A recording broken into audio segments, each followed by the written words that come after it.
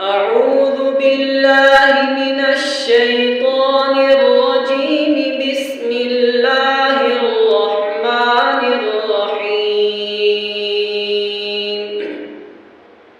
سأل سائل بعذاب واقع للكافرين ليس له دافع من الله ذي المعارج.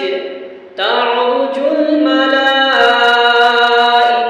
والروح إليه في يوم كان مقداره 50,000 سنة فاصبر صبرا جميلا إنهم يرونه بعيدا ونراه قريبا يوم تكون السماء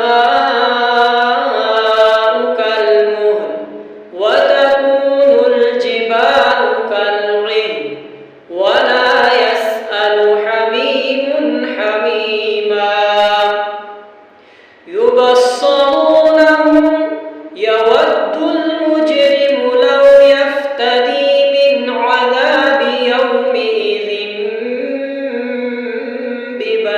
ببنيه وصاحبته وأخيه وفصيلته التي تؤويه ومن في الأرض جميعا ثم ينجيه كلا